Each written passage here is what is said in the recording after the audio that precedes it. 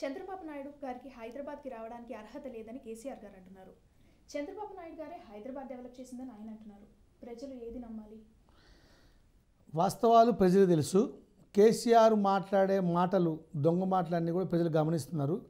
చంద్రబాబు గారిని హైదరాబాద్కి అర్హత లేదు అనేది హక్కు కేసీఆర్ గారికి లేదండి. ఎందుకంటే ఇది మనం ఒక డెమోక్రసీ సిస్టంలో ఉన్నాం. భారతదేశంలో ఏ ముఖ్యమంత్రి అయినా ఎక్కడికైనా వెళ్ళొచ్చు.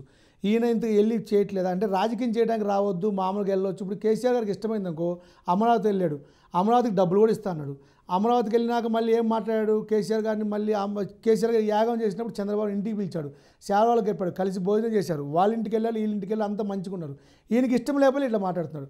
కేసీఆర్ గారిది ఒక నిరంకుశత్వ ధోరణిలో మాట్లాడే దొర పెత్తనం లేక నడుస్తుంది తప్ప ఇది చాలా తప్పు. ఎవరు ఒప్పుకున్నా ఒప్పుకోపోయినా. మొన్న ఒక మాట మీకు గుర్తు చేస్తున్న ఈ సందర్భంగా, కేటీఆర్ గారు మీకు అక్కడ బొంబాయిలో అనుకుంటా ఏదో అవార్డు తీసుకుంటూ ఏం చెప్పారు? చంద్రబాబు గారు మాత్రమే ఇక్కడ సాఫ్ట్వేర్ని డెవలప్ చేశాడు. చంద్రబాబు కూడా హైదరాబాద్ నేను కట్టాను అనలేదండి ఎక్కడ కూడా. అది గమనించండి, ప్రజలు కూడా గమనిస్తున్నారు, ప్రజలకు వాస్తవాలు తెలుసు.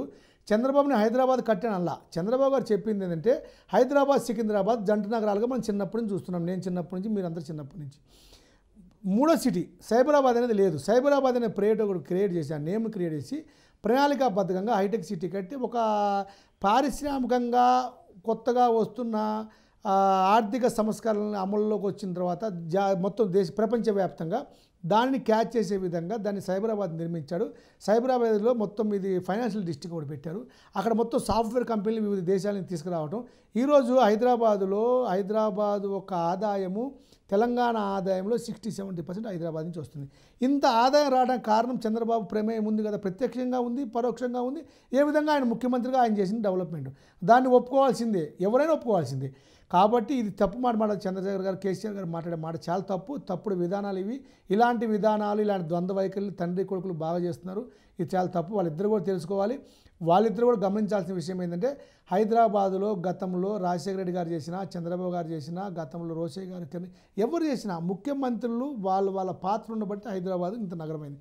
ఒకటి గమనించాలండి, హైదరాబాద్ అనేది ఈరోజు కేసీఆర్ తెచ్చింది కాదు.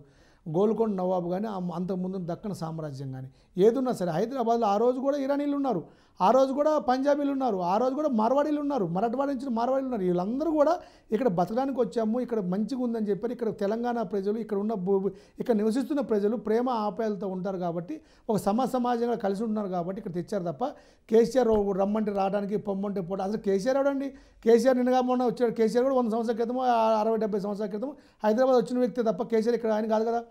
ఒకటండి, ఇంకోటి మనం గమనించాల్సిన విషయం ఏంటంటే భారతదేశంలో తెలంగాణ రాష్ట్రము హైదరాబాద్లో ఉన్న 1 కోటి జనాభాలో ఒక్క హైదరాబాద్ నగరంలోనే 29 రాష్ట్రాల ప్రజలు నివసిస్తున్నారు.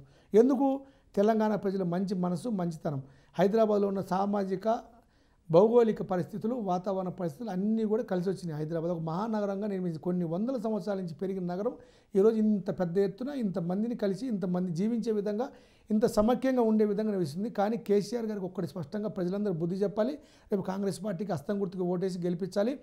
కేసీఆర్ లాంటి నిరంకుశత్వవాది, ప్రాంతీయతత్వాన్ని రెచ్చగొట్టేవాది, అవకాశాన్ని బట్టి మాట్లాడేవాదులు మనకు ఉండొద్దండి. ప్రజాస్వామ్యంలో వీళ్ళంతా ప్రజాస్వామ్యానికి చాలా చేటు. వీళ్ళందరూ ఇక్కడ అందరం బతికే హక్కు ఉంది, అందరం తిరిగే హక్కు ఉంది, అందరు తిరగాల్సి వచ్చి అందరు తిరగవచ్చు, హైదరాబాద్ అందరూ ఉండొచ్చు.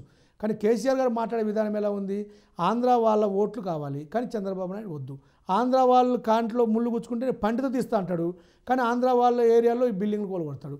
ఆంధ్ర వాళ్ళు వస్తే మేము ఒప్పుకోమంటాడు, ఆంధ్ర వాళ్ళు బతకడానికి వచ్చారంటారు. మళ్ళీ ఆంధ్ర వాళ్ళు ఏమంటారు? బతకడానికి వచ్చిన కాదు. వాళ్ళ నాన్నగారు ఏం చెప్పాడు? హైదరాబాద్లో ఉన్న వాళ్ళందరూ హైదరాబాద్ వాళ్ళే, హైదరాబాద్లో ఓటు హక్కు ఉన్న వాళ్ళందరూ తెలంగాణ వాళ్ళే అని మీరు అన్నారు కదా. ఆ కమిట్మెంట్ మీద ఉండండి, ఒక్క మాట మీద నిలబడమండి. ఈరోజు ఎవరు ఒప్పుకోకపోయినా చంద్రబాబు గారు హైదరాబాదు డెవలప్మెంట్లో, హైదరాబాద్ అభివృద్ధిలో ఆయన ప్రధాన భూమికి ఉంది, ప్రధాన పాత్ర ఉంది, అటువంటి సందేహం లేదు. కాంగ్రెస్ పార్టీ గత 10 సంవత్సరాలు పరిపాలించింది, చంద్రబాబు నాయుడు 10 సంవత్సరాలు పరిపాలించారు. గత 19 సంవత్సరాల్లో బడ్జెట్ పెరిగింది, 19 సంవత్సరాల్లో ఇంత డెవలప్మెంట్ అయింది. కాబట్టి కాంగ్రెస్ పార్టీ, చంద్రబాబు గారే ఈ రాష్ట్రాన్ని, ఈ నగరాన్ని డెవలప్ చేశారని చెప్పి నిజం ఒప్పుకోవాలి. ప్రజలందరూ నిజాలు తెలుసు, నిజాలు గమనిస్తున్నారు. కావాలంటే గతంలో వెళ్ళి చెక్ చేసుకోవచ్చు.